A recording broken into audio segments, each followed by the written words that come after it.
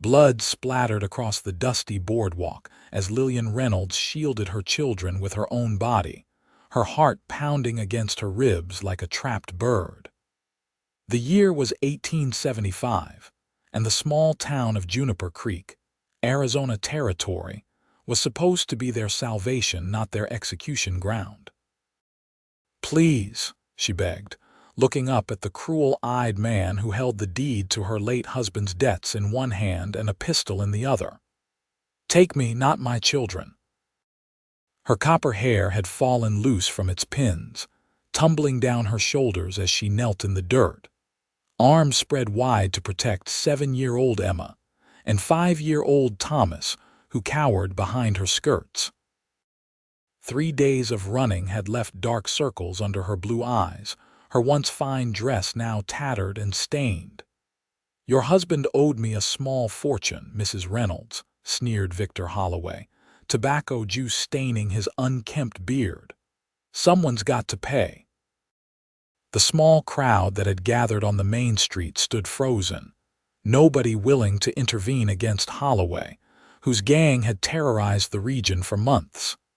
Lillian's throat tightened as she realized no help would come. "The children have nothing to do with this," she pleaded, her voice breaking. "I'll work for you. I'll do anything." Holloway's eyes traveled down her form with deliberate slowness. "Anything you say."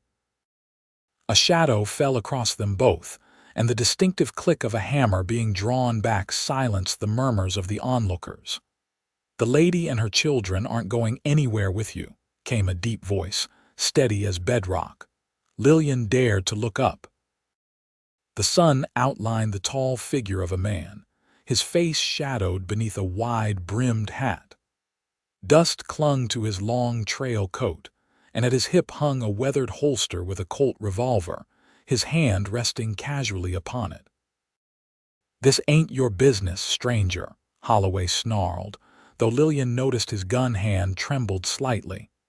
"I'm making it my business." The stranger stepped forward, revealing a face weathered by sun and wind, with eyes the color of a storm-tossed sea. He couldn't have been more than 30, but something in those eyes spoke of experiences far beyond his years. "Name's Preston Darcy," he continued, never taking his eyes off Holloway. "And unless you want to be planted in the ground by sundown, you'll tear up whatever paper you're holding and ride out of town." Holloway's face contorted with rage. "Do you have any idea who I am?" "A dead man if you don't lower that gun," Preston replied, his voice level despite the tension crackling in the air. For a long, agonizing moment, no one moved. Lillian could hear her children's frightened breathing, feel their small hands clutching at her skirts. Then, with a curse, Holloway lowered his weapon. "This isn't over," he spat, backing toward his horse. "No one crosses me. Seems I just did," Preston said. Holloway mounted his horse, his face twisted with hatred. "I'll be back with my boys. And when I am, there won't be enough left of you to bury." He yanked his reins and galloped away, leaving a cloud of dust in his wake. Lillian sagged with relief, turning to gather her children in her arms, whispering soothing words even as her own heart threatened to burst from her chest. Only when she was certain they were unharmed did she look up at their savior. Preston Darcy knelt beside them, his expression softening as he looked at the small family. "Are you folks all right?" he asked, his voice gentler now. "Thanks to you," Lillian replied, struggling to her feet while keeping her children close. "I don't know how to repay such kindness, Mr. Darcy." "No need for repayment, madam." His eyes scanned the horizon where Holloway had disappeared, but that man wasn't making idle threats. "He'll be back, and with reinforcements." Lillian's momentary relief evaporated. "We have nowhere else to go. My husband died 3 months ago, and I've been running from Holloway ever since he claimed Thomas owed him money." Preston's jaw tightened. "How much?" $500, she whispered. "Money we never had." He nodded thoughtfully, then looked down at the children who were watching him with wide, frightened eyes. He crouched to their level. "My ranch is about half a day's ride from here," he said, addressing them directly. "Got plenty of room, good food, and it's the last place Holloway would dare come looking." "We couldn't impose," Lillian began, though desperation clawed at her insides. Where else could they go? Preston stood and met her gaze directly. "Mrs. Reynolds, I'm offering sanctuary to you and your children, at least until we can sort out this business with Holloway." "Why would you do this for strangers?" she asked, unable to mask her suspicion after months of betrayal and hardship. A shadow crossed his face. "Let's just say I understand what it's like to be hunted." He extended his hand toward her. "So what do you say? Will you trust me?" Little Emma spoke up, her voice small but determined. "Mama, I'm scared." Thomas nodded in agreement, his small face pale with fear. Lillian looked from her children to the tall cowboy with the storm-gray eyes. She had no reason to trust him beyond the fact that he had just saved their lives. But with Holloway returning, what choice did she have? "I'll take you all as mine to protect," Preston said quietly. "You have my word." Something in his tone, a solemnity, an honor that seemed as much a part of him as his shadow made her decision. "We accept your offer, Mr. Darcy," she said, straightening her shoulders despite her exhaustion.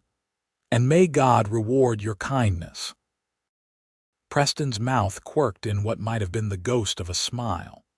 "Let's just focus on getting you folks to safety first. Rewards can wait." He helped them gather their meager belongings, a small trunk that contained all that remained of their former life in St. Louis, and secured it to his pack-horse. Then he lifted the children onto his own mount, a magnificent chestnut stallion that stood patiently despite the extra burden. "Can you ride, Mrs. Reynolds?" he asked, glancing at a bay mare tied to the hitching post outside the general store. "Yes," she replied, relieved that this was one skill she possessed. Growing up on her father's farm in Missouri had ensured that. "Good. That's Penny," he said, nodding toward the mare. "She's gentle but quick when she needs to be." As Lillian mounted, she noticed the whispers and stares from the townspeople who had witnessed the confrontation. Some looked relieved, others concerned, and a few openly disapproving of a widow leaving town with a strange man. But she lifted her chin and ignored them all. Their judgment meant nothing compared to her children's safety. Preston mounted behind Emma and Thomas, one arm securely around them. "Stay close," he instructed Lillian. "We'll be taking some less traveled paths. Holloway knows these main roads too well." With that, they set off, leaving Juniper Creek behind. As they rode, Lillian couldn't help but wonder if she had just made the wisest decision of her life or the most foolish. They rode hard for the first hour, putting distance between themselves and the town. Lillian's muscles protested after months of city living, but she refused to complain. The children, initially tense and silent, gradually relaxed against Preston's broad chest. "You holding up all right, Mrs. Reynolds?" he called back to her as they forded a shallow stream. "Yes," she replied, though her lower back ached fiercely. "And please call me Lillian," he nodded. "Lillian it is, then." As the sun climbed higher, Preston led them off the trail and into a stand of cottonwoods. "We'll rest the horses and have something to eat," he announced, helping the children down from his saddlebags. He produced jerky, hardtack, and canteens of water. Not a feast by any means, but to Lillian and her children who had barely eaten in days, it was a banquet. "Thank you," she said, watching as her children devoured the simple meal. "For everything." Preston shrugged, uncomfortable with gratitude. "No decent man could have done otherwise." "Many would have," she countered. "Many did before you came along." His eyes met hers briefly before looking away. "Tell me about Holloway," he said, changing the subject. How did your husband come to owe him money? Lillian sighed, the familiar grief washing over her. Thomas, my husband, not my son, was a good man, but not always a wise one. After his business failed in St. Louis, he heard about opportunities in the Arizona territory. We arrived in Juniper Creek 6 months ago with what little savings we had left. She paused, the memories painful. Thomas met Holloway at a card game. He was convinced he could win enough to start over to give us the life he thought we deserved. He lost instead, Preston surmised. Lillian nodded. Everything, and then borrowed more. He promised Holloway he would repay him within a month. 3 weeks later, he died of fever. Her voice caught. Holloway came the day after the funeral, demanding payment. When I couldn't produce the money, he suggested alternative arrangements. Preston's expression darkened. I can imagine. I refused, of course. That night I took the children and what little we could carry and fled. We've been running ever since, staying in one town after another, always moving when word came that Holloway was close. She looked at her children, now exploring the stream under Preston's watchful eye. They've been so brave. They take after their mother, Preston observed quietly. Lillian felt heat rise to her cheeks at the unexpected compliment. What about you, Mr. Darcy? You mentioned understanding what it's like to be hunted. A shadow crossed his face. That's a story for another time, and it's Preston. He stood, brushing dust from his trousers. We should move on. Still have a ways to go before nightfall. They continued their journey, the landscape gradually changing from scrubland to rolling hills dotted with pine and juniper. By late afternoon, Lillian could make out a distant structure nestled against the foothills of a mountain range. Is that your ranch? She asked, pointing. Preston nodded. The Double D. It's not much to look at, but it's home. As they drew closer, Lillian could see that he was being modest. The ranch house was a substantial 2-story structure built of sturdy logs and stone, with a wide porch wrapping around the front. Several outbuildings and corrals surrounded it, and in the distance, she could make out cattle grazing on the hillsides. It's beautiful, she said sincerely. A hint of pride crossed Preston's face. Built most of it myself, with help from my ranch hands. As if on cue, 2 men emerged from one of the outbuildings, hands hovering near their weapons until they recognized Preston. Boss, called the older of the two, a weather-beaten man with a silver-streaked beard. Was starting to wonder if you'd run into trouble. Some, Preston replied, dismounting and helping the children down. Jim, Lewis, this is Mrs. Lillian Reynolds and her children, Emma and Thomas. They'll be staying with us for a while. The men exchanged a glance but nodded respectfully to Lillian. Madam, said Jim, tipping his hat. Young uns. Lewis, a younger man with features that spoke of Mexican heritage, offered a warm smile. Welcome to the Double D. Thank you, Lillian replied, suddenly very aware of her disheveled appearance and the unusual circumstances of their arrival. Preston handed the reins of his horse to Lewis. See to the horses, would you? And Jim, could you keep an eye out? We might have company of the unwelcome kind in the next day or so. Jim's expression grew serious. Trouble followed you home, man named Holloway. Runs with a gang, preys on widows and orphans.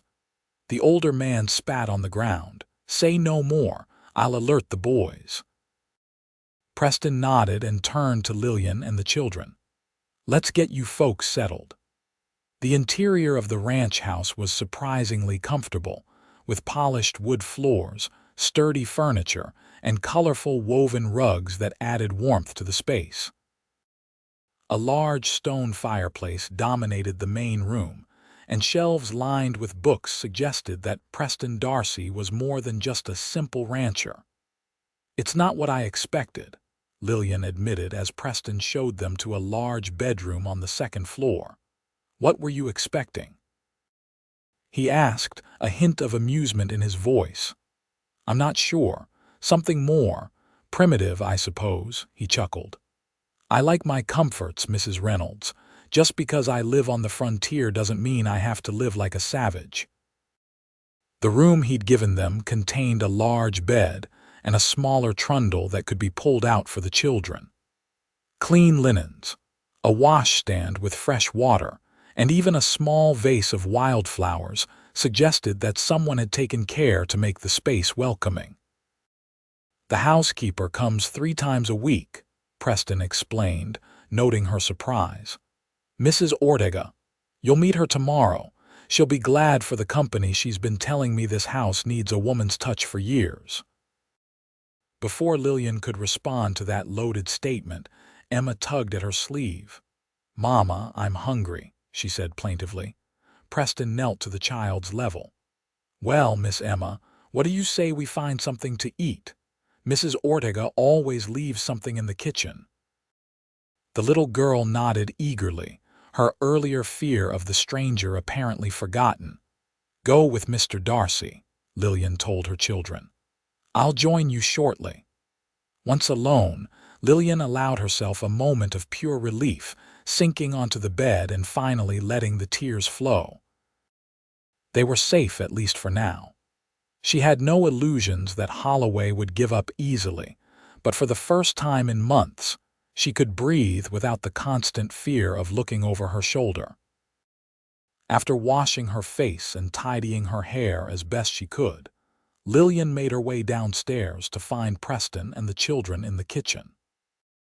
To her surprise, he was competently preparing a simple meal, with Thomas solemnly helping to set the table and Emma chattering away about the horses they had seen.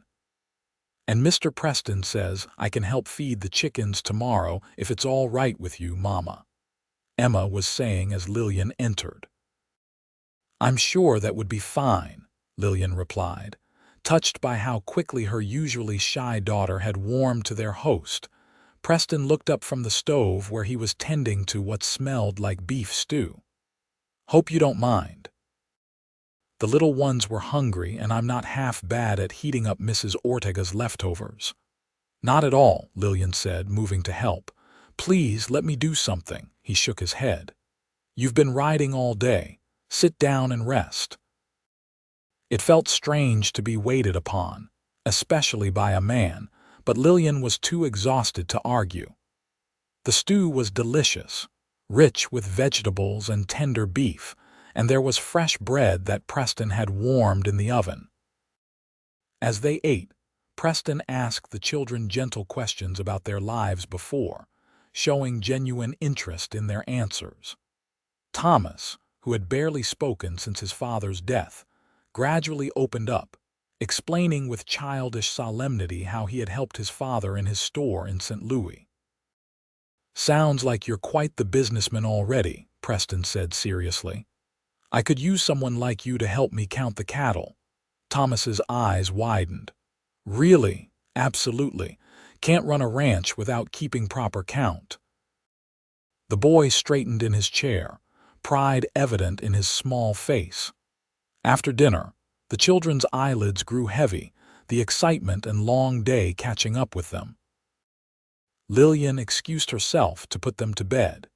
Grateful for the clean night clothes Preston had provided, apparently belonging to the children of one of his ranch hands. When she returned downstairs, she found him seated before the fireplace, a glass of amber liquid in his hand and another waiting on the small table beside the empty chair. I thought you might like a nightcap, he said, gesturing to the chair. Help you sleep. Lillian hesitated, then took the offered seat. The whiskey burned pleasantly as she sipped it, warming her from the inside. I've been thinking about your situation, Preston said after a comfortable silence. Holloway isn't likely to give up easily, especially now that I've challenged him publicly. I'm sorry to have brought this trouble to your door, Lillian said, guilt washing over her. He waved away her apology. Trouble has a way of finding me regardless, but we need to consider your options. Options? She gave a bitter laugh. What options does a penniless widow with 2 children have, Mr. Darcy? More than you might think, he replied evenly. For one, you could stay here as long as needed. The Double D is well defended, and Holloway would be a fool to try anything. Lillian stared into her glass. We can't impose indefinitely. It's hardly an imposition. The children seem happy enough, and as I said, the house could use a woman's touch. He paused. Or if you prefer, I could arrange passage for you to California. I have contacts who could help you start fresh where Holloway couldn't find you. The thought of running again, of uprooting her children and starting over in yet another strange place, filled Lillian with weariness. But the alternative, staying here indefinitely, dependent on a man she barely knew, seemed equally daunting. Why are you doing this? She asked finally, meeting his gaze directly. The truth, please. Preston was silent for a long moment, staring into the flames.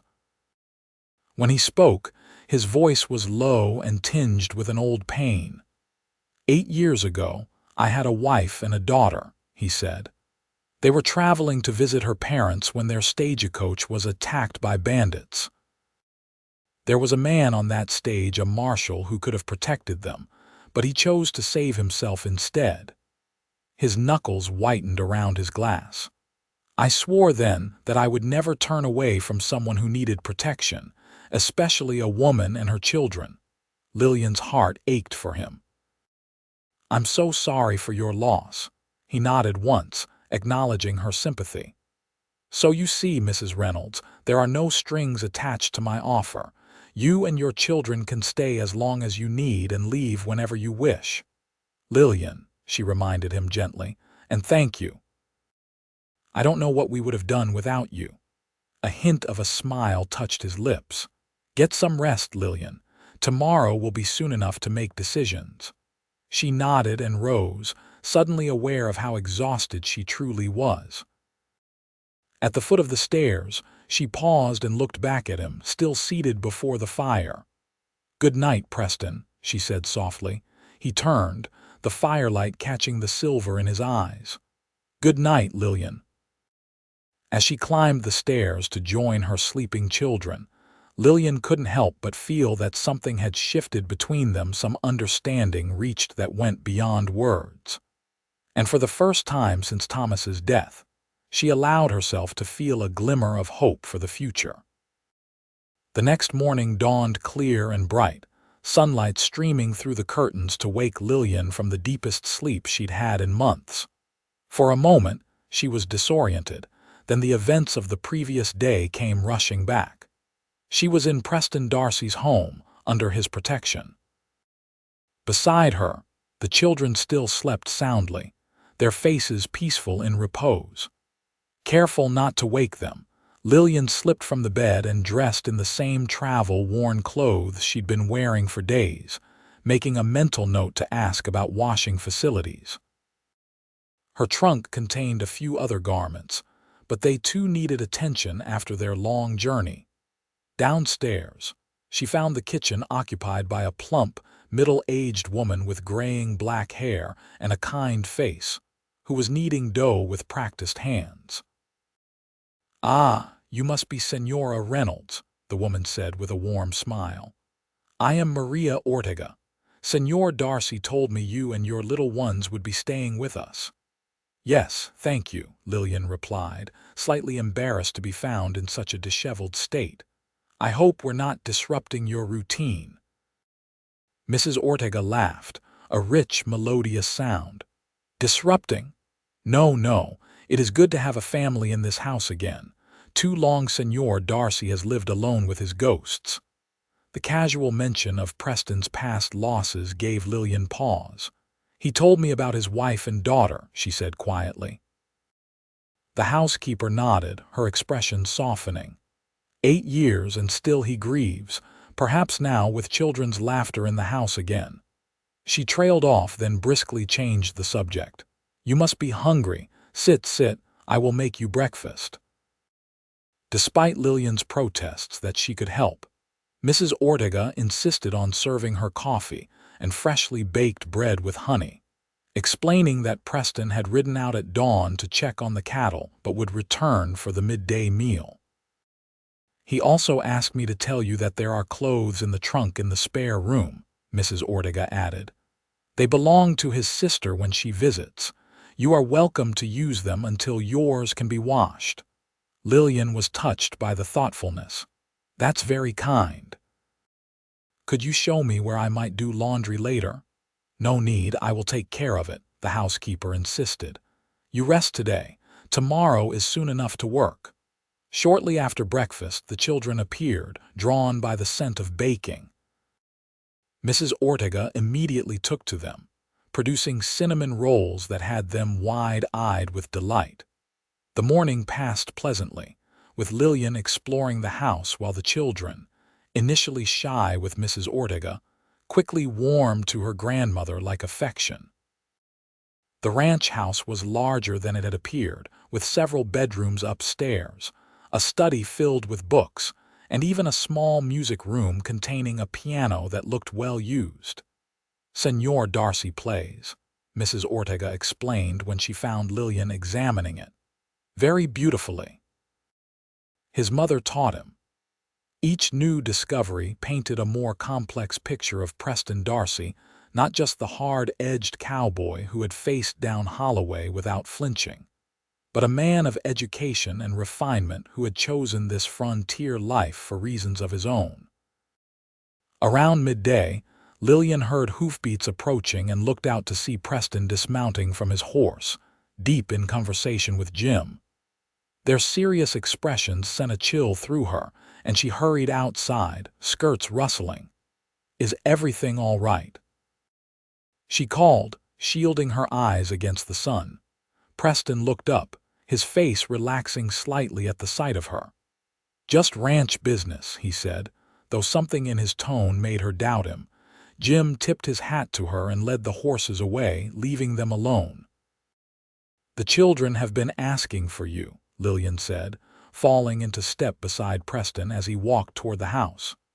"Thomas is especially eager to help count those cattle you mentioned."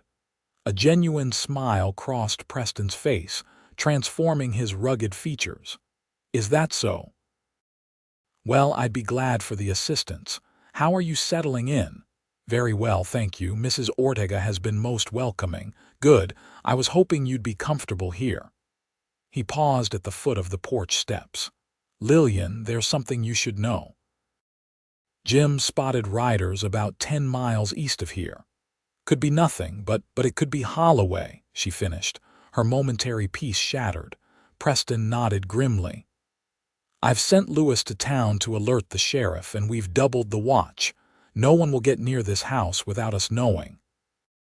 Lillian wrapped her arms around herself, suddenly cold despite the warm day.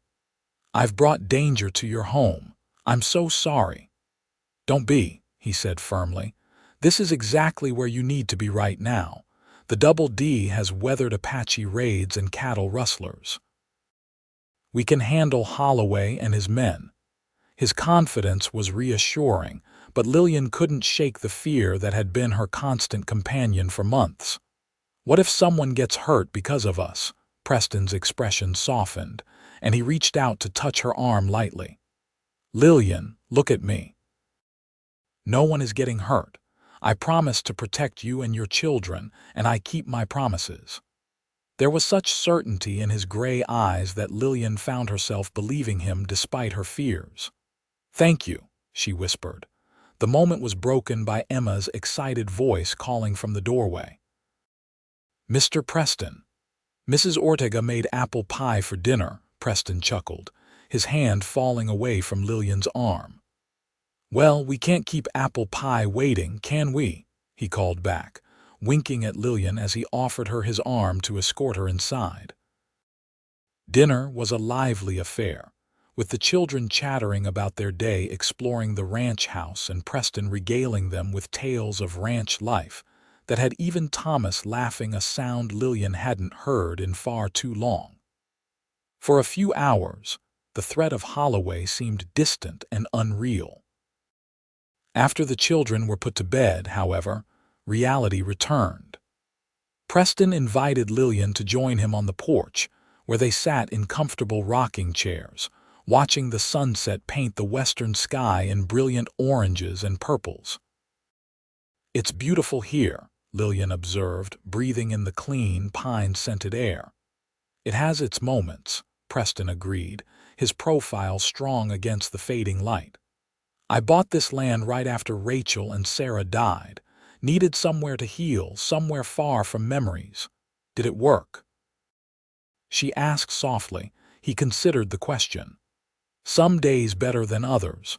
The work helps always something that needs doing on a ranch, and the land. There's something about it that puts things in perspective." Lillian nodded, understanding exactly what he meant. "When Thomas died, I felt so lost. Not just because of the financial situation, but because I'd built my whole life around being his wife.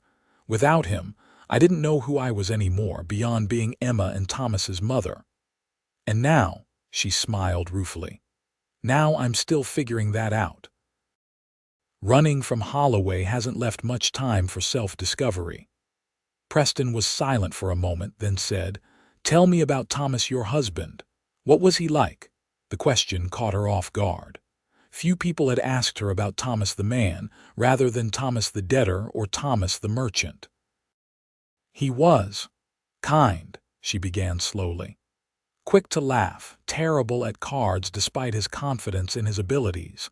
He loved the children fiercely and would read to them every night, doing all the different voices for the characters."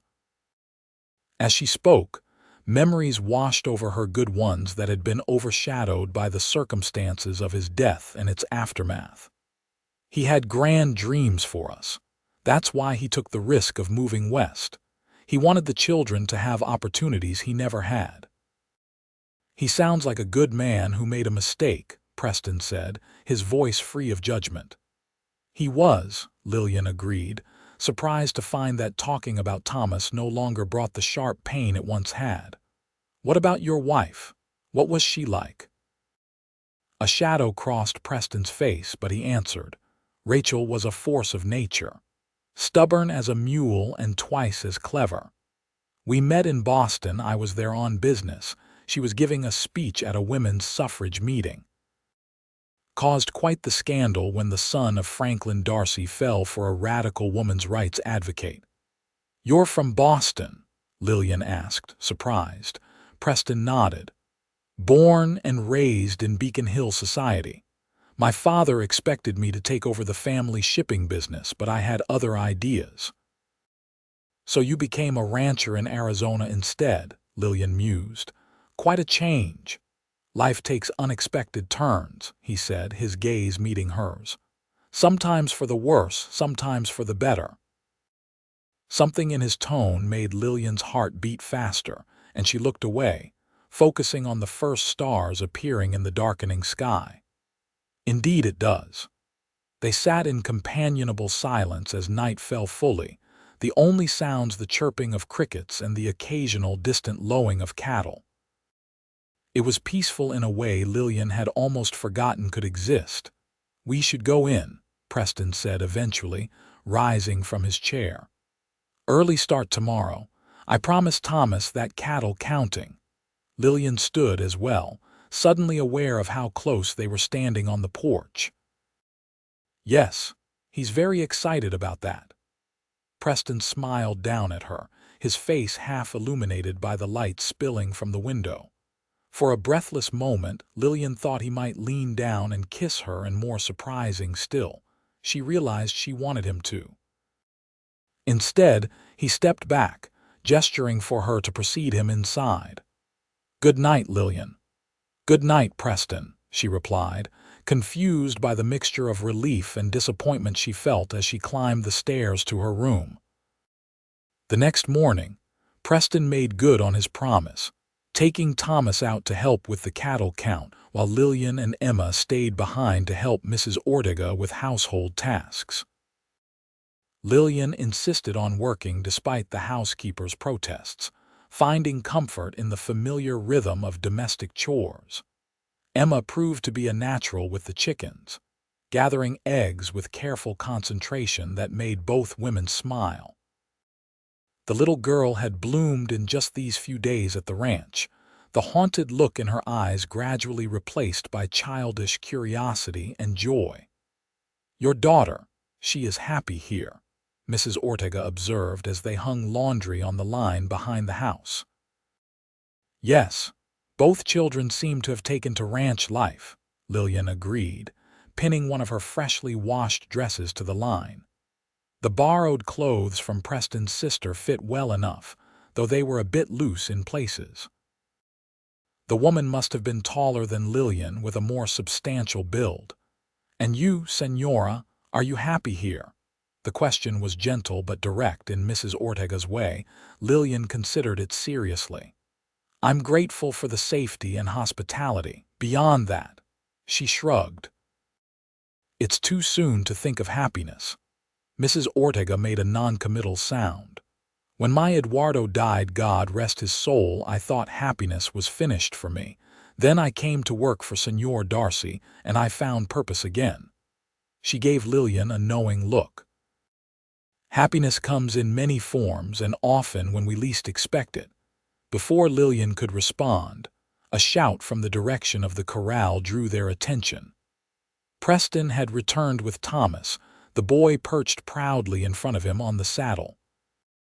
Thomas was gesturing excitedly, clearly recounting some adventure to Jim, who was leading his own horse alongside them. "Mama," Thomas called, spotting her. "We counted 423 cows. And I saw a rattlesnake, but Mr. Preston said not to worry because it was more scared of us than we were of it." Lillian hurried over as Preston lifted the boy down from the saddle. Thomas immediately launched into a detailed account of their morning, more animated than she had seen him in months. "And Mr. Preston says I'm a natural cattleman and could have my own ranch someday if I want to." He finished breathlessly. "Is that so?" Lillian said, smiling up at Preston, who was dismounting with easy grace. "The boy has a good eye," Preston confirmed, ruffling Thomas's hair. "Spotted a heifer that had wandered into the brush that even Jim missed." Thomas beamed with pride, then ran off to find his sister and share his adventures. "Thank you," Lillian said quietly. "I haven't seen him this happy since before his father died. He's a good kid. Smart, too." Preston handed his reins to one of the ranch hands. "How was your morning?" "Productive. Between Mrs. Ortega and me, we've accomplished quite a lot." Preston's eyes took in her appearance, hair neatly braided but with tendrils escaping to frame her face, cheeks flushed from work, wearing the borrowed dress that was a shade too large but somehow suited her anyway. "You look at home here." Something warm unfurled in Lillian's chest at his words. "It's a beautiful place. Anyone would feel welcome here." He seemed about to say more when Jim approached, his expression serious. "Boss, got a minute?"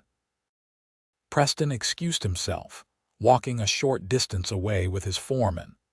Lillian couldn't hear their conversation, but the sudden tension in Preston's shoulders told her the news wasn't good. When he returned, his face was grim. "Holloway and his gang were spotted in Cottonwood Creek this morning." "That's only 20 miles from here." Lillian's momentary contentment shattered. "How many men does he have?" "According to Jim's source, at least a dozen." Preston's jaw was set in a hard line. "They're asking questions about me and the Double D. We should leave," Lillian said immediately. "I won't put you and your people in danger any longer." "And go where?" Preston challenged. "No, Lillian, running isn't the answer, not anymore." "What then?" "You can't possibly think to face a dozen armed men for the sake of a woman you barely know and her children." His eyes flashed. "I'm not just doing this for you. Holloway has terrorized this territory for too long. Someone needs to take a stand. And that someone has to be you," she demanded, fear making her voice sharp. "Yes," he said simply. "It does." They stared at each other, neither willing to back down, until Mrs. Ortega called that dinner was ready. The tension between them remained unresolved as they joined the children at the table. Throughout the meal, Lillian's mind raced, considering and discarding plans. She could take the children and slip away in the night, perhaps make it to the next town before Holloway arrived. But what then? More running, more fear. And the thought of leaving Preston to face the danger alone made her stomach twist uncomfortably. After dinner, when the children were occupied with a game Mrs. Ortega had taught them, Preston took Lillian aside. "I've sent for the sheriff and some men I trust from neighboring ranches," he told her. "By tomorrow, we'll have enough guns here to discourage even Holloway." "And if he comes before then?" Lillian asked, unable to keep the tremor from her voice. "We're ready," Preston assured her. "The ranch is well defended and my men know what they're doing." She wanted to believe him, needed to believe him. Preston, whatever she had been about to say was cut off by the sound of a rider approaching at speed. Preston's hand went instinctively to his gun as he moved to the window, relaxing slightly when he recognized the rider. "It's Lewis," he said, hurrying to the door. The young Mexican dismounted before his horse had fully stopped, his face streaked with sweat and dust. "Senor Darcy, Holloway and his men, they're coming. They were right behind me, maybe an hour away." Preston's expression hardened. "Get inside, Lewis. Jim." He called, and the older man appeared from the bunkhouse, already armed. "Holloway's on his way. Get everyone in position." The ranch erupted into controlled chaos as men rushed to take defensive positions. Preston turned to Lillian, his voice calm despite the urgency of the situation. "Take the children upstairs to the back bedroom. There's a small door in the closet that leads to a hidden space under the eaves. Stay there until I come for you, no matter what you hear." "Understand," Lillian nodded, her throat too tight for words. "Go now," he urged, and she hurried to gather the children, who sensed the tension and were uncharacteristically quiet as she led them upstairs. The hidden space was small but not uncomfortable, with blankets and even a lantern prepared. Lillian settled the children as comfortably as possible, whispering reassurances, even as her own heart pounded with fear. "Is the bad man coming, Mama?" Emma asked in a small voice. "Mr. Preston won't let him hurt us," Thomas declared with the absolute confidence of a child who had found a hero. "That's right," Lillian agreed, praying it was true. "Now we need to be very quiet and brave, like mice hiding from a cat." The children nodded solemnly, and Lillian pulled them close, straining to hear what was happening below. For a long time, there was only silence, and then the distant sound of hoofbeats, many horses, approaching fast. Preston stood on the porch of his ranch house, Jim and 5 other ranch hands positioned strategically around the property. Lewis and 2 more men were inside, guns trained through windows. It wasn't an army, but they were all experienced men who knew how to handle themselves in a fight. The riders appeared on the horizon, silhouetted against the late afternoon sky. Holloway at the front, easily recognizable by his bulk, with at least 10 men behind him. They approached at a steady pace, confident in their numbers.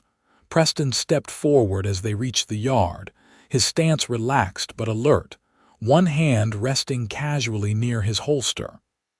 "That's far enough, Holloway," he called.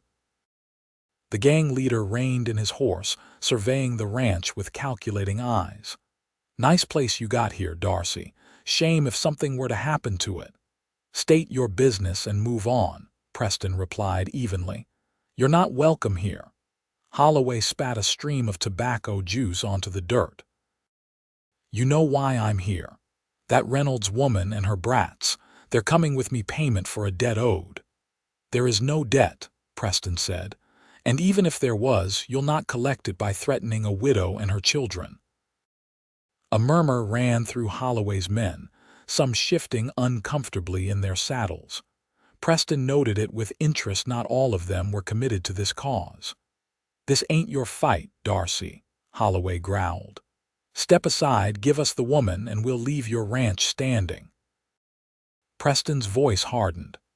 "The lady and her children are under my protection now. You want them, you go through me." Holloway's face darkened with rage.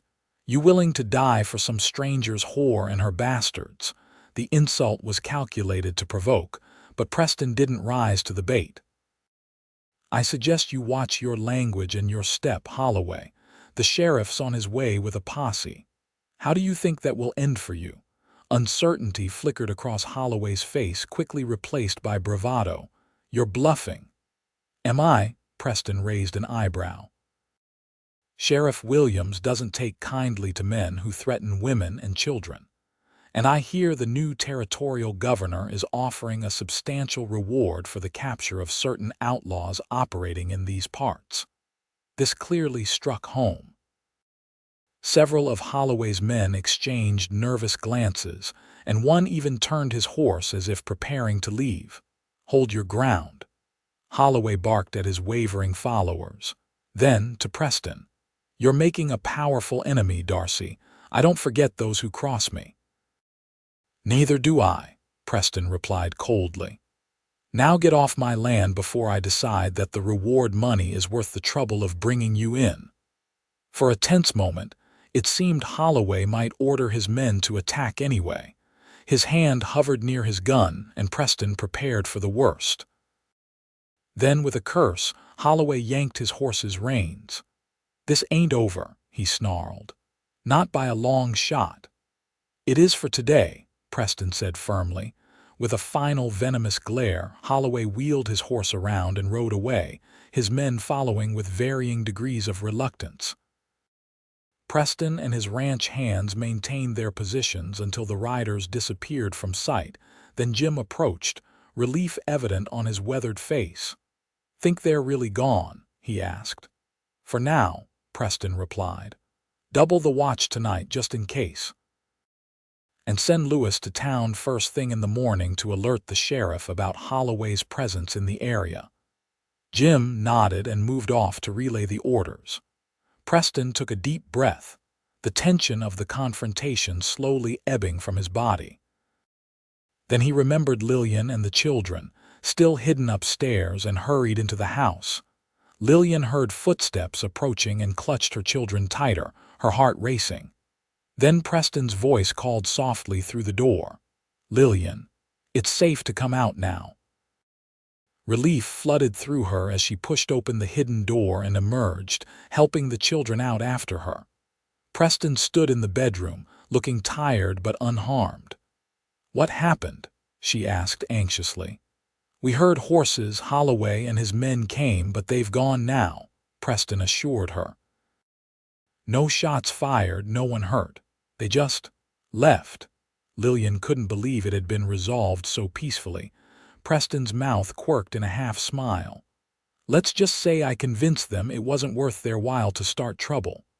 Thomas looked up at Preston with undisguised hero worship. "Did you beat the bad men, Mr. Preston?" Preston crouched to the boy's level. "Not with guns or fists, Thomas. Sometimes the strongest weapon is right up here," he tapped his temple, "and knowing when to use it." The boy considered this with furrowed brow, then nodded sagely. "Like chess." "Papa taught me chess." "Exactly like chess," Preston agreed, straightening. "Now, I believe Mrs. Ortega saved some of that apple pie from yesterday. What do you say we go have some?" The children needed no second invitation, racing downstairs ahead of them. Left alone in the hallway, Lillian searched Preston's face. "Are we truly safe?" she asked quietly. "Safer than before," he replied honestly. "Holloway's men were wavering. He's losing his hold over them.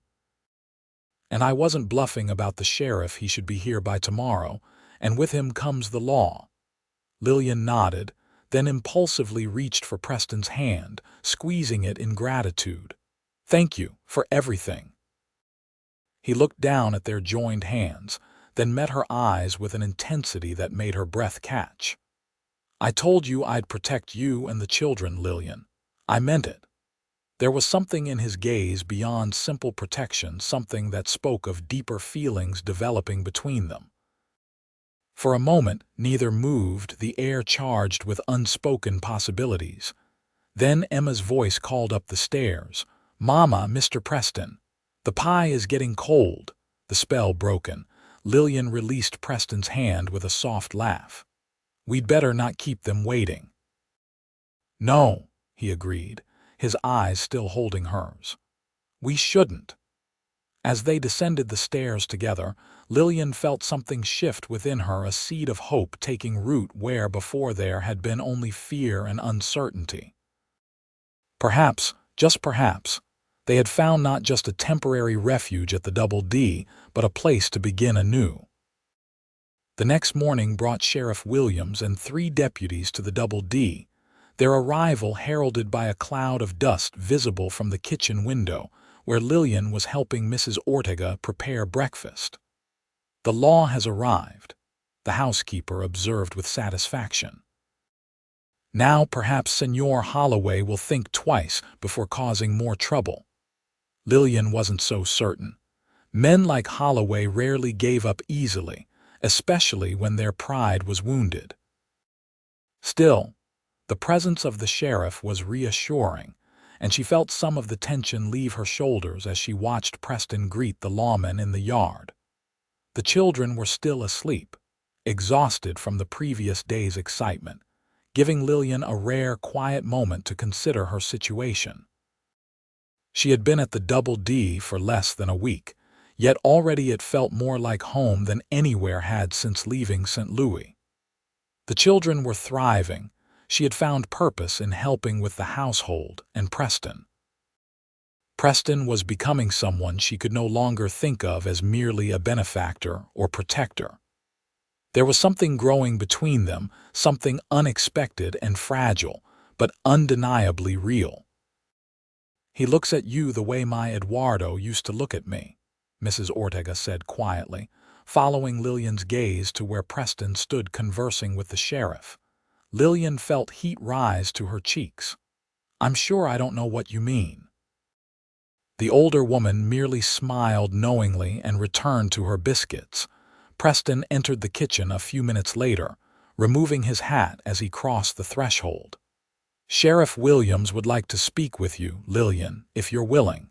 He needs your statement about Holloway." "Of course," she agreed, untying her apron. "Will he be staying for breakfast?" "I've invited him and his men to join us," Preston confirmed. "Mrs. Ortega, can we stretch the meal to accommodate 4 more?" The housekeeper waved away his concern. "Of course, senor. There is always enough in this kitchen." Preston led Lillian outside to where Sheriff Williams waited, a stocky man with a salt and pepper mustache and keen eyes that missed little. He greeted Lillian respectfully, hat in hand. "Mrs. Reynolds, I understand you've had some trouble with Victor Holloway," he said after introductions were made. Lillian recounted her history with Holloway as concisely as possible, from her husband's debt to the threats and pursuit that had led her to Preston's intervention in Juniper Creek. The sheriff listened attentively, occasionally making notes in a small book. "And you say your husband borrowed $500 from Holloway?" he asked when she had finished. "That's what Holloway claimed," Lillian replied. "I never saw the money myself, nor any documentation of the loan." Sheriff Williams nodded thoughtfully. "That fits with what we know of Holloway's operations. He targets vulnerable folks, especially widows and those down on their luck, claims they owe him money, then extracts payment however he can." His expression hardened. "Been trying to build a case against him for months, but witnesses tend to disappear or change their stories." "Because they're afraid," Lillian guessed. "Exactly so, madam, which is why your testimony could be vital if you're willing to stand against him." Lillian hesitated, glancing at Preston. The thought of facing Holloway in a courtroom was terrifying, but if it meant he could never threaten her children again. "I'll do whatever is necessary, Sheriff," she said firmly. "I'm tired of running." Preston's expression was one of quiet pride. "The Double D will stand with Mrs. Reynolds, Sheriff. My men and I will ensure her safety until Holloway is brought to justice." Sheriff Williams nodded approvingly. "That's good to hear. In the meantime, I'll have deputies patrolling the area more frequently, and I've sent telegrams to neighboring counties to be on the lookout for Holloway and his gang." He tucked his notebook away. "Now, I believe there was mention of breakfast." The meal that followed was surprisingly jovial, with the sheriff regaling them with tales of his more unusual cases, while the deputies good-naturedly disputed his versions of events. The children, awakened by the sounds of company, were wide-eyed at the presence of real lawmen at the table, especially when one deputy showed Thomas his badge. After breakfast, the sheriff and his men prepared to leave, with promises to return the following week to check on them. As they mounted up, Sheriff Williams took Preston aside for a final word. "Darcy, I meant what I said about wanting Holloway, but be careful. He's cornered now, and that makes him dangerous. Watch your back." Preston nodded grimly. "We'll stay alert." As the lawman rode away, Lillian approached Preston, concern etched on her face. "What did the sheriff say?" "Just a warning to stay vigilant," Preston replied, not wanting to worry her further. "Come on, let's go back inside. It's getting hot out here." The day passed quietly, with no sign of Holloway or his men. Preston kept the ranch hands on a rotating watch, but as evening approached without incident, some of the tension began to ease. After dinner, Mrs. Ortega took the children upstairs for their baths, leaving Preston and Lillian alone in the main room. "Sheriff Williams seems confident they can build a case against Holloway," Lillian observed, settling into what had become her usual chair by the fireplace. Preston nodded, pouring 2 small glasses of whiskey and handing one to her. "Williams is a good man and a thorough lawman. If anyone can bring Holloway to justice, it's him." "And then what?" Lillian asked softly, staring into her glass. "For us, I mean, for me and the children." The question hung in the air between them, laden with implications. Preston took a seat opposite her, his expression thoughtful. "What do you want, Lillian?" he asked finally. "If Holloway were no longer a threat, where would you go? What would you do?" It was a question she had asked herself countless times since Thomas's death, but never with any real hope of having choices. Now, faced with possibilities, she found herself uncertain. "I don't know," she admitted. "Before all this, I thought perhaps I might return to St. Louis, where I have some distant family, or find work as a teacher or governess somewhere." She looked around the comfortable room that had become familiar in such a short time. But now, Preston prompted gently when she trailed off. Lillian met his gaze directly. "Now I find myself reluctant to leave this place. The children are happy here. I'm content in a way I haven't been for a long time." Something flickered in Preston's eyes, hope perhaps, or relief. "Then stay," he said simply. "Not just until Holloway is dealt with, but after." "Stay at the Double D." "As what, Preston?" Lillian asked, her heart beating faster. "Your housekeeper, your ward." He set his glass aside and leaned forward, his expression intense. "As whatever you want to be, Lillian.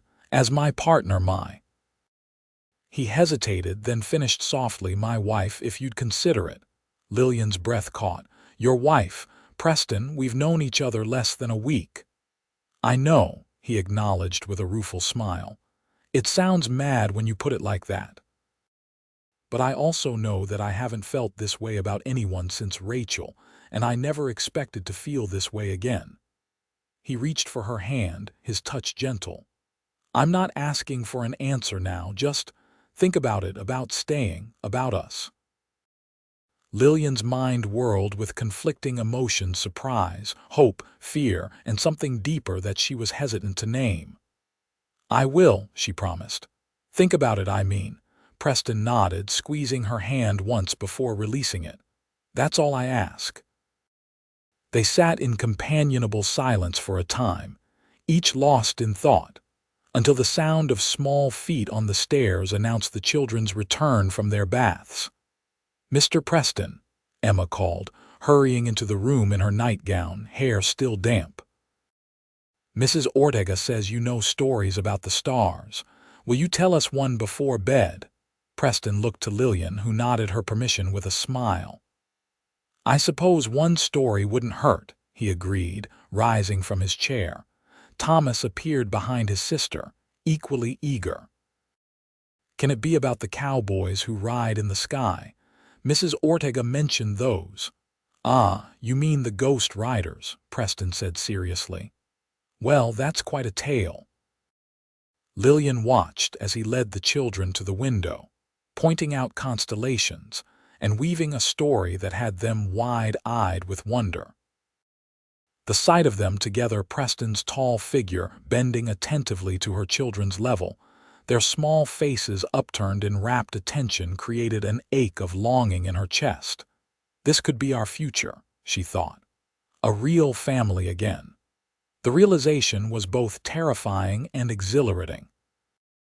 When the story was finished and the children reluctantly headed back to bed, Preston returned to his seat, a thoughtful expression on his face. "They're good children," he said. "You've done well with them, especially considering all you've been through." "Thank you," Lillian replied, touched by the compliment. "They've been my anchor through all of this. Without them, I might have given up long ago." Preston nodded, understanding. Children have a way of giving us strength we didn't know we possessed. A shadow crossed his face.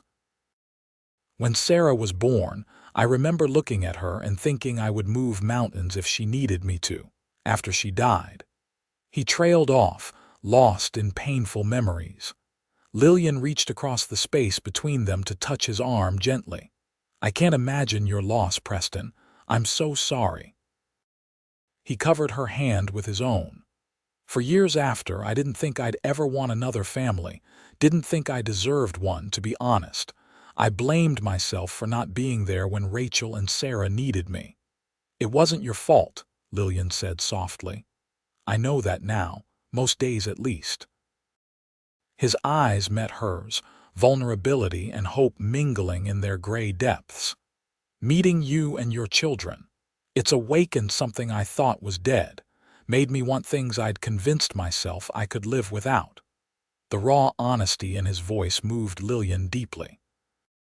She recognized in him the same wounded soul that she carried within herself, someone who had known profound loss but was finding the courage to reach for happiness again. "I understand," she whispered. "More than you know." Outside, the wind picked up, rattling the window panes.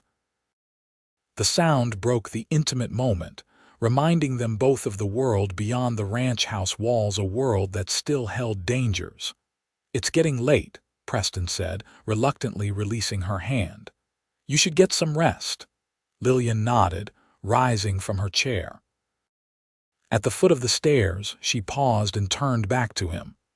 "Preston," he looked up, a question in his eyes. "Thank you, not just for protecting us, but for making us feel like we belong somewhere again." His expression softened. "You do belong, Lillian, all of you." With those words warming her heart, she climbed the stairs to join her children, her mind filled with possibilities she had never dared to consider before.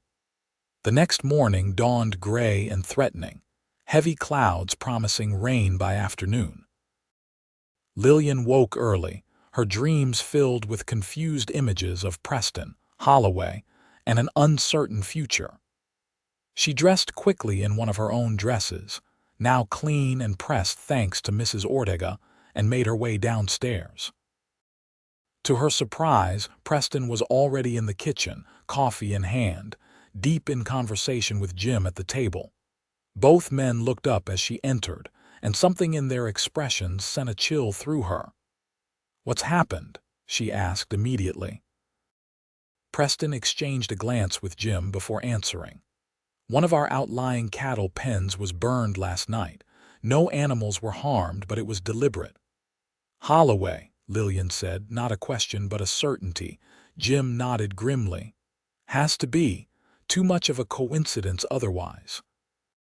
"I've sent Lewis to inform the sheriff," Preston added, "and we've doubled the watch again." Lillian sank into a chair, guilt washing over her. "This is because of us. He's punishing you for helping me." "This is because Holloway is a vindictive coward who preys on those he perceives as weaker than himself," Preston corrected firmly. "None of this is your fault, Lillian." Jim cleared his throat. "I'll go check on the men, boss. Make sure everyone knows to keep their eyes open." He nodded respectfully to Lillian as he left. Alone with Preston, Lillian voiced the fear that had been growing since the previous night. What if he doesn't stop with cattle pens? What if he comes after the children? Or your men? She took a shaky breath. "Perhaps we should consider leaving after all." Preston was beside her in an instant, kneeling to look her in the eye. "Listen to me, Lillian. Running won't solve this. Holloway will just find someone else to terrorize, some other widow or family down on their luck. It has to end here." "At what cost?" she asked, her voice barely above a whisper. "Whatever it takes," he replied steadily. "Some things are worth fighting for." His eyes held hers, conveying that he meant far more than just standing against Holloway. Before she could respond, the patter of rain began on the roof, a gentle sound that belied the storm of emotions within her. Preston rose, moving to pour her a cup of coffee. "The sheriff should be here by midday," he said, changing the subject. "In the meantime, I think it's best if everyone stays close to the house."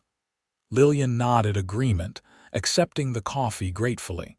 "The children will be disappointed." Thomas was looking forward to helping with the horses again. "There will be other days for that," Preston assured her. "When this is over." "When not if," Lillian noted. His confidence was reassuring, even if she couldn't fully share it. The rain continued throughout the morning, turning the ranch yard to mud and confining everyone indoors. Mrs. Ortega kept the children entertained with stories and simple cooking lessons, teaching Emma how to make tortillas, while Thomas solemnly took notes in a small book Preston had given him. Lillian found Preston in his study around noon, poring over maps of the surrounding area with Jim and two other ranch hands. They looked up as she entered and Preston straightened. "Any word from the sheriff?" she asked. Preston shook his head. "Not yet, but in this weather, travel will be slow." Jim rolled up one of the maps. "We've marked all the likely approaches to the ranch. Even with the rain, we'll see them coming." "Or hear them," added one of the other men. "Lewis set up that warning system you asked for, boss. Anyone crosses that south ridge will know." Preston nodded approval. "Good. Keep rotating the watches, 2-hour shifts. No one rides alone, understood?" The men nodded and filed out, leaving Preston and Lillian alone in the study. He looked tired, Lillian realized, though he was doing his best to hide it. "You should rest," she suggested gently. "You can't keep going like this indefinitely." A ghost of a smile touched his lips. "I've gone longer without sleep during calving season. I'll be fine." Lillian wasn't convinced, but she recognized the stubborn set of his jaw.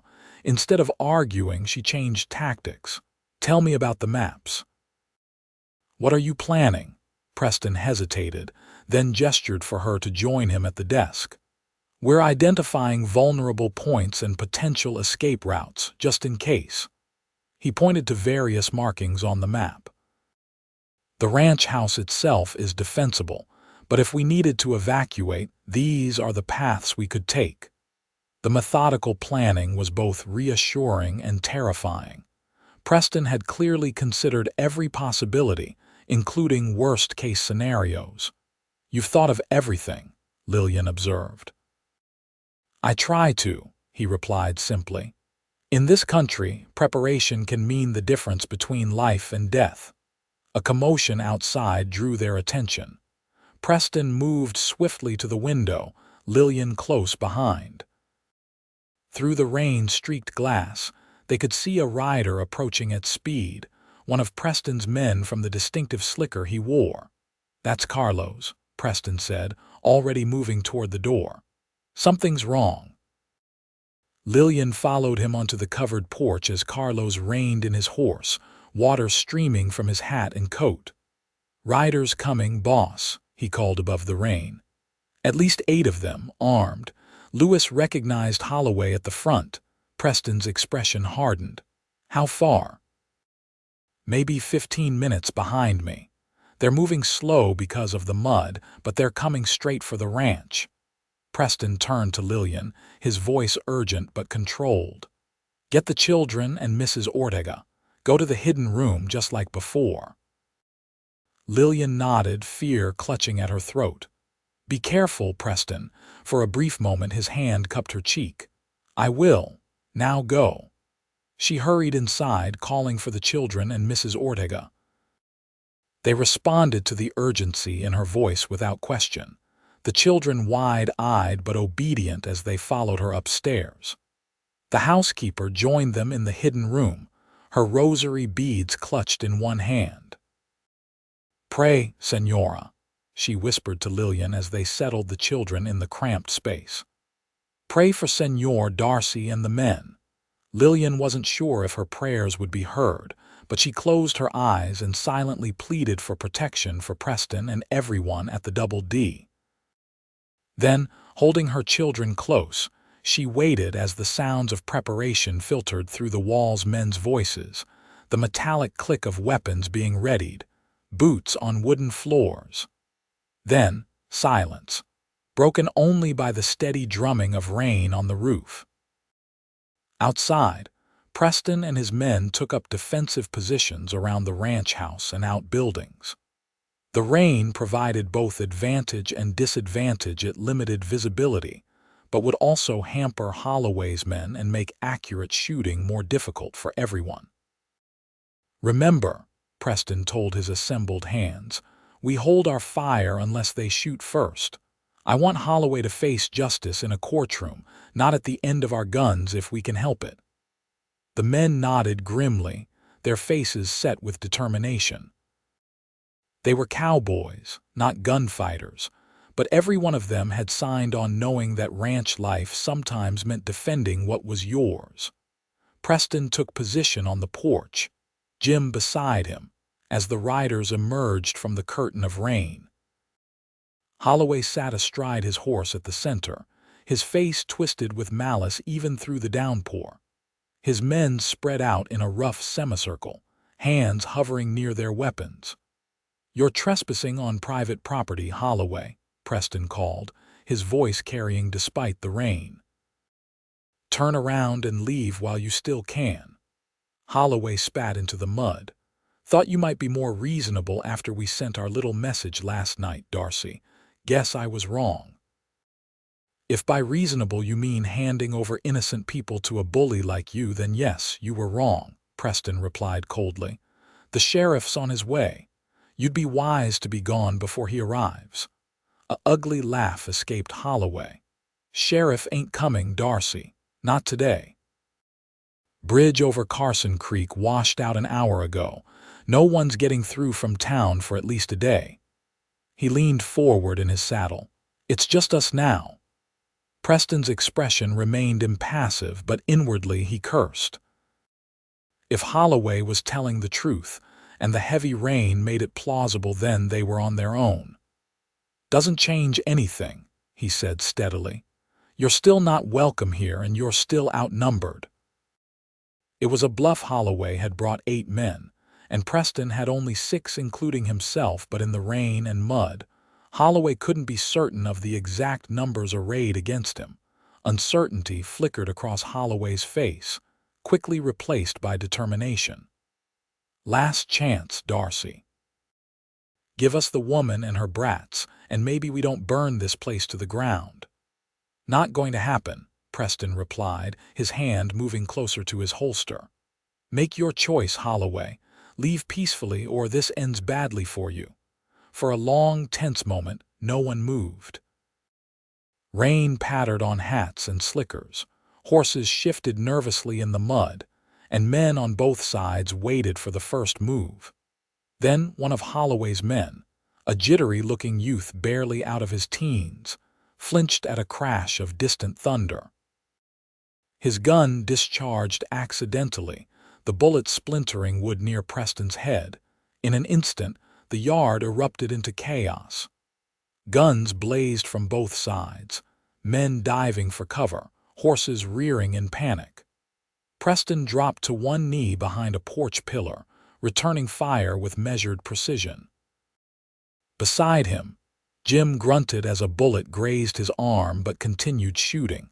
Through the confusion, Preston kept his focus on Holloway, who had dismounted and taken cover behind a water trough.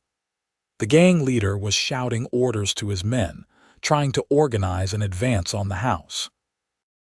"Jim, keep them pinned down," Preston instructed. "I'm going to circle around through the barn, try to get behind them." Jim nodded grimly, pressing a bandana to his bleeding arm. "Be careful, boss. That snake has eyes in the back of his head."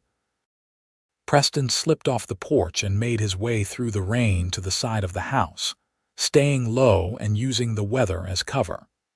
He reached the barn undetected and moved through it to the rear door, which would put him behind and to the left of Holloway's position. From inside the hidden room, Lillian listened to the gunfire with mounting terror. Emma was crying softly against her shoulder, while Thomas sat rigid with fear, his small face pale. Mrs. Ortega murmured prayers continuously, her eyes closed and her rosary moving through her fingers. "Will Mr. Preston be all right, Mama?" Thomas whispered. Lillian stroked his hair, forcing confidence into her voice. "Mr. Preston is very brave and very smart. He knows what he's doing." The words sounded hollow even to her own ears, but what else could she say?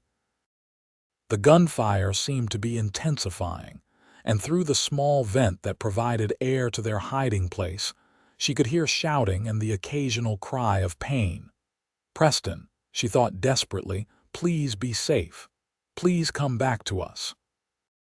Outside, Preston had worked his way around to a position where he could see Holloway clearly. The gang leader was reloading his gun, cursing as the rain made the cartridges slippery in his hands.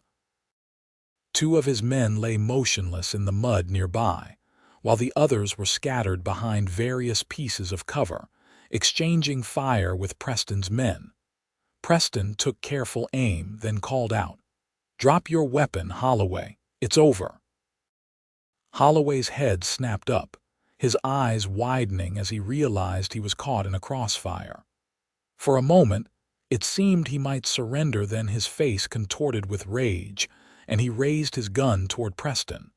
Preston fired first. His bullet struck Holloway in the shoulder of his gun arm, causing him to drop his weapon with a howl of pain. Preston was on him in an instant, kicking the fallen gun away and pressing his own revolver to Holloway's head. "Tell your men to stand down," he ordered. "Now." Blood streaming from his wounded shoulder, hatred burning in his eyes, Holloway nevertheless recognized defeat. "Stand down," he shouted to his remaining men. "Drop your weapons." Gradually, the gunfire ceased. Holloway's men, seeing their leader captured, threw down their guns and raised their hands. Preston's ranch hands emerged cautiously from their positions, covering the surrendering outlaws. "Jim, you all right?" Preston called, keeping his gun trained on Holloway. "Just a scratch, boss," the foreman replied, though his left sleeve was soaked with blood. "Lewis took one in the leg, but he'll live. How about you?" "I'm fine," Preston assured him, though a bullet had grazed his side, leaving a burning furrow that he was doing his best to ignore. "Get these men secured.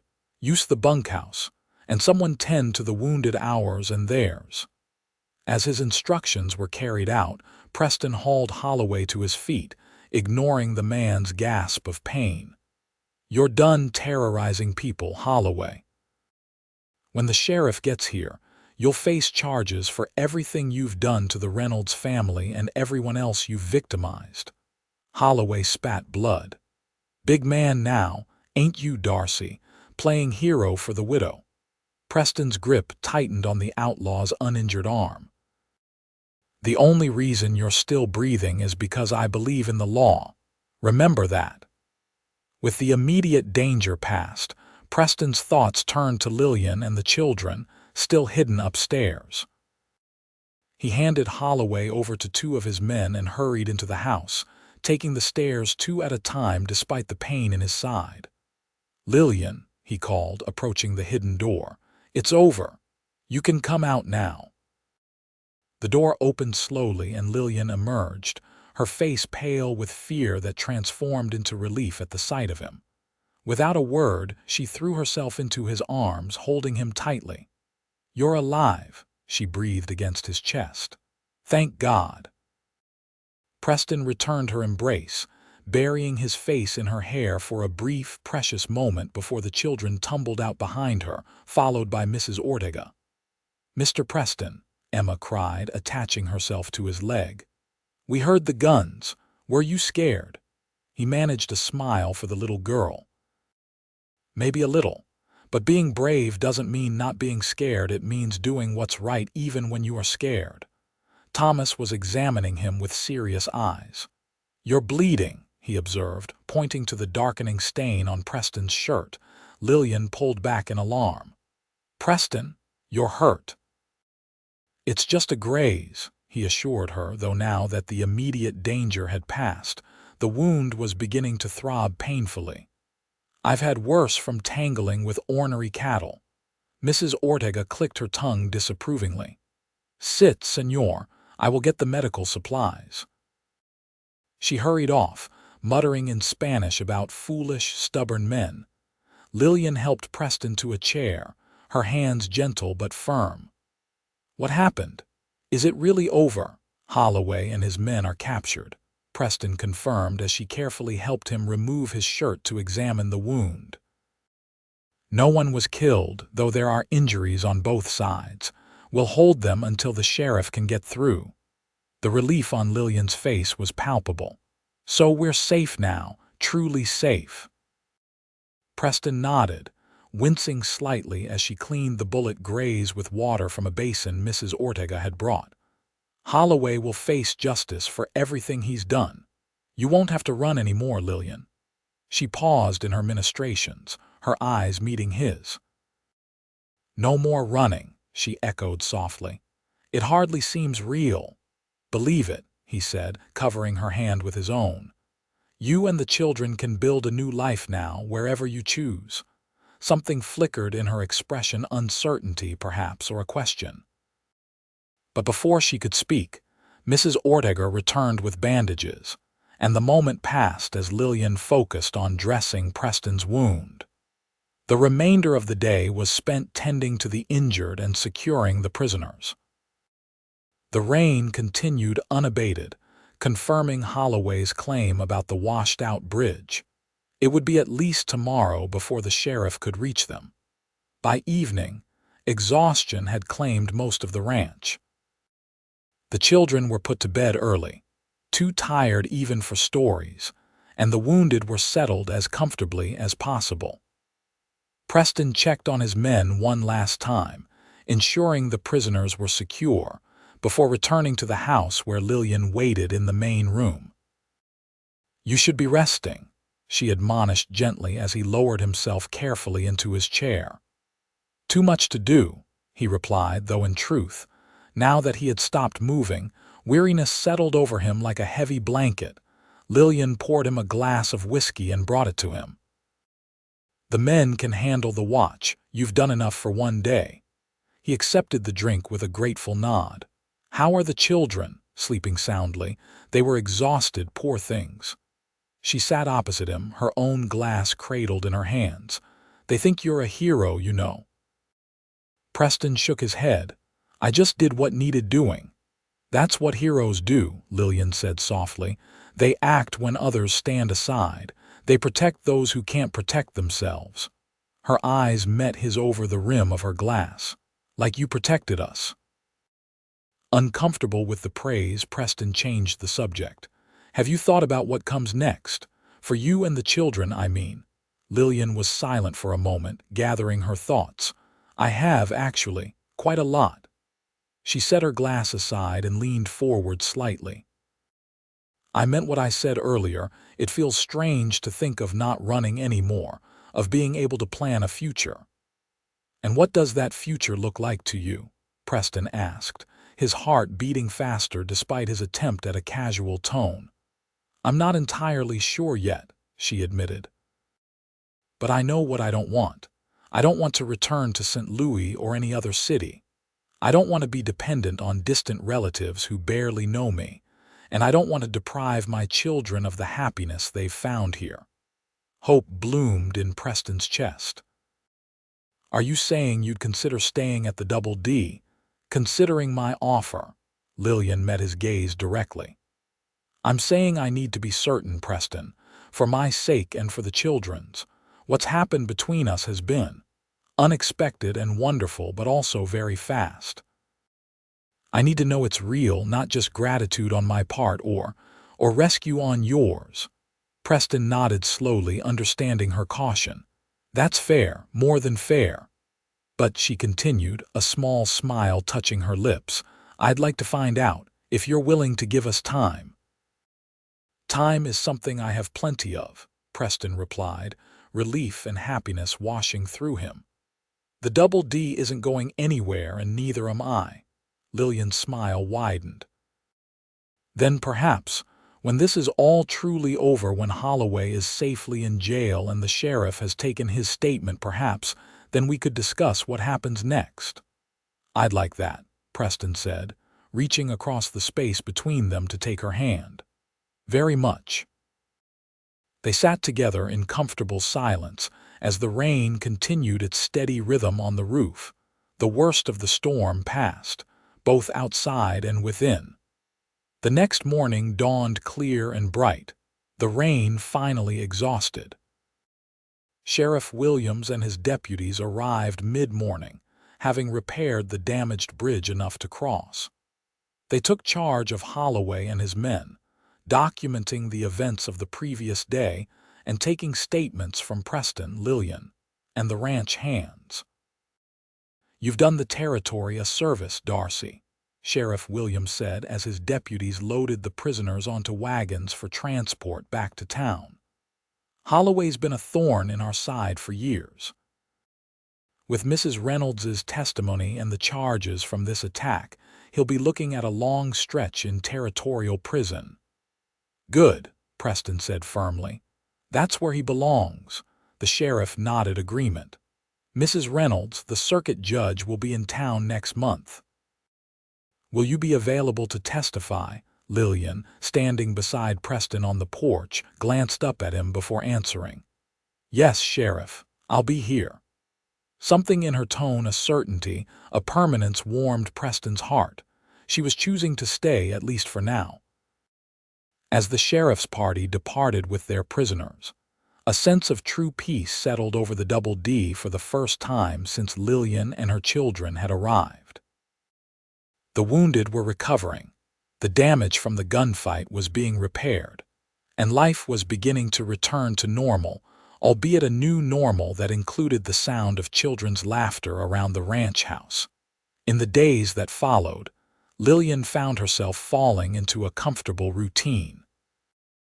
She helped Mrs. Ortega with the housekeeping, tended the kitchen garden, and even began assisting with the ranch's account books, putting to use the skills she had developed helping her husband with his store in St. Louis. The children thrived in their new environment. Thomas became Preston's shadow, solemnly accompanying him on his daily rounds and absorbing everything he could about ranch operations. Emma divided her time between helping with household tasks and caring for a clutch of newly hatched chicks that Mrs. Ortega had assigned to her charge.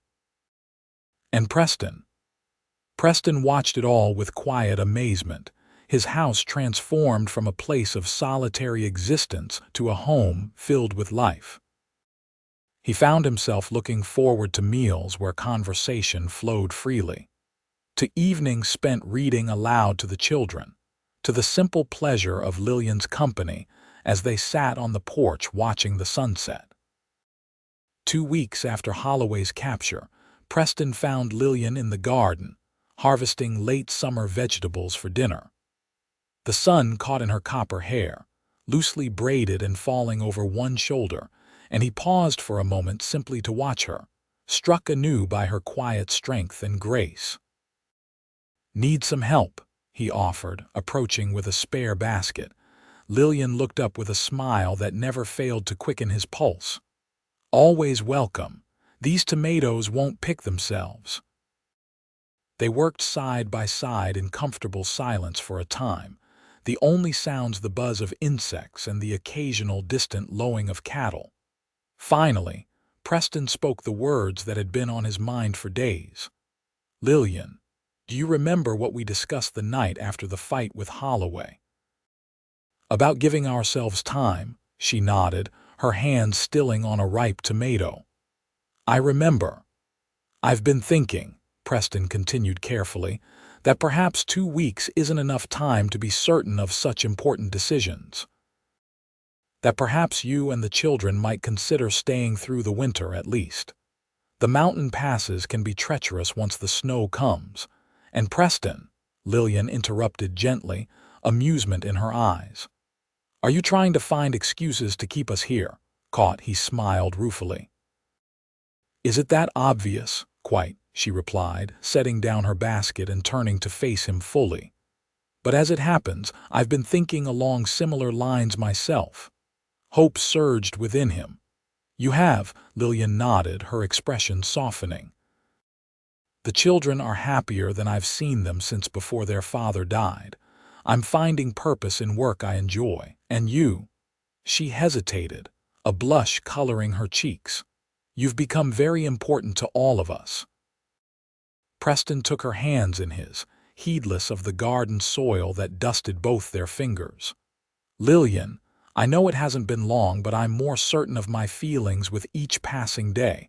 I care for you deeply, and I love those children as if they were my own." "I know," she said softly. "I see it in how you are with them in 100 small ways every day." She took a deep breath. "I care for you too, Preston, more than I thought possible after Thomas died, but I'm still afraid." "Of what?" he asked gently. "Of trusting this happiness, of believing it can last." Her eyes met his, vulnerable yet resolute. "Of loving someone again and risking that same terrible loss." Preston understood her fear all too well. It was one he had carried himself for 8 long years. "I can't promise that nothing bad will ever happen," he said honestly. "Life doesn't offer those guarantees, but I can promise that whatever comes, we would face it together. That's what family does." Tears welled in Lillian's eyes at the word family. "Is that what we could be? A family?"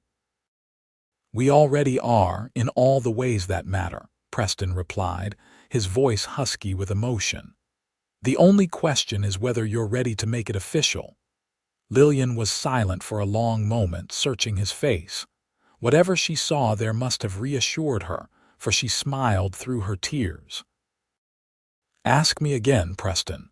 Ask me what you asked that night by the fire." His heart pounding, Preston took her face gently between his hands. "Lillian Reynolds, will you marry me? Will you and your children stay at the Double D not as guests, but as my family?"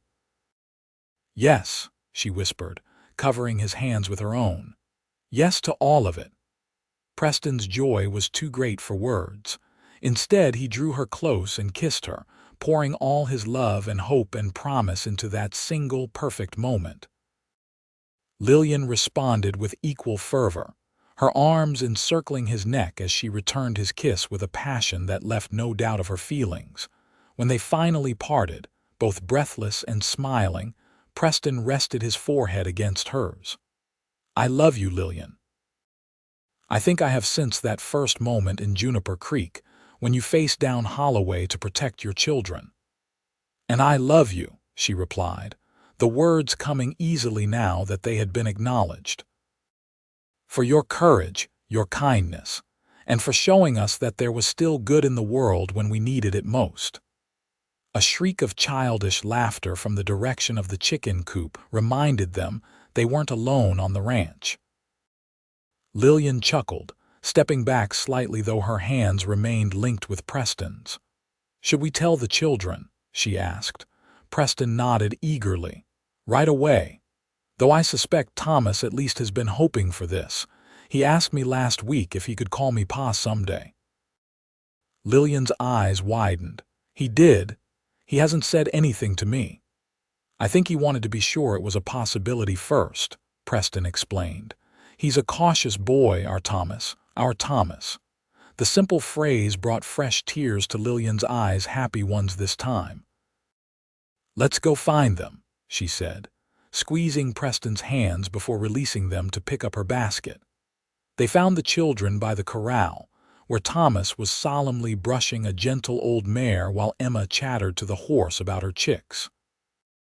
Both looked up as Preston and Lillian approached, hands intertwined. Children, Lillian began, her voice betraying her emotion. Mr. Preston and I have something important to tell you. Emma tilted her head curiously, while Thomas set down the brush, his expression suddenly serious. What is it, Mama? Preston knelt to bring himself to their level, still holding Lillian's hand. I've asked your mother to marry me, he said gently. And she said yes. But before we make any plans, we wanted to make sure you both are happy with the idea. For a moment, neither child spoke. Then Emma's face broke into a radiant smile. Does that mean we'll stay here forever? And you'll be our new papa, if you'd like me to be, Preston replied, his throat tight with emotion. Emma launched herself at him with a squeal of delight, nearly knocking him over. Yes, yes, yes. Thomas remained where he was, his young face working through complex emotions. What about our real pa? He asked finally, looking up at his mother. Won't he be sad if we have a new one? Lillian knelt beside Preston, reaching for her son's hand. Your father loved you very much, Thomas. More than anything in the world, and I believe he would want us to be happy and safe, even if he couldn't be here with us. And I would never try to replace your father in your memories, Preston added seriously. But I would be honored to help raise you, to teach you everything I know, and to love you as my own son. Thomas considered this, his expression thoughtful beyond his years. Then, with the direct simplicity of childhood, he asked, Can I still call you Pa? Preston's heart swelled. Nothing would make me prouder, son. Thomas nodded once, decision made, and stepped forward to join his sister in embracing Preston. Lillian completed the circle, her arms encompassing all three of them, her family made whole again in a way she had never dared to hope for. That evening, after the children were asleep, Preston and Lillian sat together on the porch swing, her head resting comfortably on his shoulder as they watched the stars emerge in the vast Arizona sky. I was thinking, Preston said, his arm warm around her waist, that we could be married before the first snow. The circuit preacher comes through in October, just after you testify at Holloway's trial. Lillian smiled at his eagerness. That sounds perfect. A small ceremony here at the ranch. Preston nodded. Just family and friends. And then, perhaps in the spring, we might take a trip to San Francisco. I have some business interests there, and the children would love to see the ocean. A family trip, Lillian mused, liking the sound of it. That would be wonderful. They fell into comfortable silence, each contemplating the future they would build together. So much had changed in such a short time, from desperate flight to newfound love, from fear to hope, from loneliness to family. I never imagined it could happen like this, Lillian said softly. When I begged Holloway to take me instead of my children that day in Juniper Creek, I thought I was bargaining with the devil. I never dreamed it would lead us to an angel instead." Preston chuckled, pressing a kiss to her temple. "Hardly an angel. Just a man who recognized something worth fighting for when he saw it." Lillian turned in his arms to face him, her eyes reflecting the starlight. "You gave us a second chance at happiness, Preston Darcy. You took us in when we had nowhere else to go, and you made us yours in all the ways that matter." "And I always will," he promised, sealing his words with a kiss that spoke of devotion, passion, and the lifetime they would share together at the Double D, no longer just a ranch, but a true home for the family they had found in each other. As autumn painted the Arizona landscape in gold and amber, Holloway's trial proceeded exactly as Sheriff Williams had predicted. Faced with multiple charges and witnesses, including Lillian's compelling testimony, the gang leader was sentenced to 20 years in territorial prison. His men received lesser sentences, depending on their involvement and willingness to cooperate with authorities. With that chapter finally closed, preparations for the wedding began in earnest. Mrs. Ortega took charge of the arrangements with joyful efficiency, enlisting help from neighboring ranch wives and treating the occasion with the importance of a royal celebration. Lillian found herself embraced by the small community of ranchers and their families, many of whom had suffered under Holloway's reign of terror and were grateful to her for helping bring him to justice. Gifts began arriving at the Double D: handmade quilts, preserves, a beautiful dress for Emma to wear as Flower Girl, and even a fine leather saddle for Thomas, commissioned by a group of neighboring ranchers who had taken a liking to the serious young boy who was always at Preston's side. Preston himself seemed to grow younger with each passing day, the shadows of grief that had haunted him for so long gradually receding as he threw himself into planning their future together. He added a wing to the ranch house, with a larger bedroom for the children and a private sitting room adjoining the master bedroom for Lillian. "You might want a place to escape to occasionally," he explained with a wink when he showed her the plans. "Ranch life can be chaotic." "I love chaos," Lillian replied, thinking of the quiet emptiness that had defined her existence after Thomas's death. "It means life is happening." On a crisp October morning, with aspen leaves glittering like gold coins against the blue sky, Lillian Reynolds became Lillian Darcy in a simple ceremony on the porch of the Double D. Emma scattered wildflower petals with enthusiastic abandon, while Thomas stood proudly beside Preston, solemnly presenting the rings when the time came.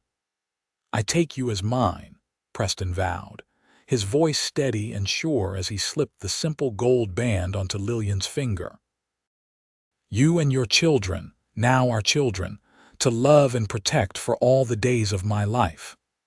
"And I take you as mine," Lillian responded, her heart so full she could barely speak the words. "To build a life with, to share joy and sorrow, to create a family stronger than any we could have imagined alone." When the preacher pronounced them husband and wife, the small gathering of friends and ranch hands erupted into cheers and applause. Preston swept Lillian into a kiss that prompted good-natured whistles and caused Emma to giggle and Thomas to look away in boyish embarrassment. The celebration that followed lasted well into the evening, with music and dancing, abundant food prepared by Mrs. Ortega and her helpers, and enough happiness to banish the last lingering shadows of the past. As twilight descended, Preston found Lillian standing at the edge of the gathering, watching as Jim taught the children a simple folk dance to the accompaniment of a fiddle and guitar. "Happy, Mrs. Darcy?" he asked, slipping an arm around her waist. "Completely," she replied, leaning into his embrace, "though I'm still getting used to the name." "You have a lifetime to practice," he murmured, pressing a kiss to her hair, Speaking of which, I have something for you." He reached into his pocket and produced a small velvet box. Lillian opened it to find a delicate gold locket, intricately engraved with their initials intertwined. Inside were tiny portraits on one side, a miniature photograph of Emma and Thomas, and on the other, Preston himself, looking uncharacteristically solemn for the camera. "It's beautiful," she whispered, deeply touched. "Open the back," Preston instructed. Lillian discovered a hidden compartment containing a small folded paper. Carefully unfolding it, she found a pencil sketch of a woman and a small girl, Rachel and Sarah, beautifully rendered with loving detail. "Preston," she breathed, understanding the significance of his gift. "They'll always be part of me," he said quietly. "Just as Thomas will always be part of you and the children. I hoped you would understand that they belong with us in our family story." Tears welled in Lillian's eyes. "Of course they do," she said, turning to embrace him fully. "Thank you for trusting me with them." Preston held her close, his heart finally at peace. The journey that had brought them together had been marked by loss and pain. But those very hardships had shaped them into people capable of recognizing and treasuring the love they had found. As the first stars appeared in the darkening sky, Emma and Thomas ran to join them, faces flushed with excitement and happiness. "Pa," Thomas said, the name now coming naturally to his lips, "Jim says there's going to be a bonfire and stories. Can we stay up to hear them? Please, Papa." Emma added, testing out her own version of the title with a shy smile. Preston looked to Lillian, who nodded her approval. "Of course you can," he told the children. "It's a special night after all." As they walked toward the gathering around the newly lit bonfire, Lillian's hand securely in his and the children skipping ahead, Preston reflected on the strange and wonderful turns life could take. 8 months ago, he had been a solitary man nursing old wounds on a remote ranch. Now he was a husband and father, his home filled with laughter and love, his future brighter than he had ever dared to hope. All because he had happened to be in Juniper Creek on the very day Lillian had faced down Holloway, because he had heard her desperate plea, "Take me, not my children," and something in him had responded with a truth he hadn't known he still possessed. "I'll take you all as mine." Not a possession to be claimed, but a family to be cherished. A second chance at happiness, born from the courage to reach out when others turned away, to protect what was vulnerable, to love what was broken. As the firelight danced across the faces of his new family, Preston Darcy finally understood that in saving them, he had saved himself as well. And in the years to come, the Double D would stand as a testament to the healing power of love and the family they had built together, not from obligation or necessity, but from the simple, profound choice to belong to one another.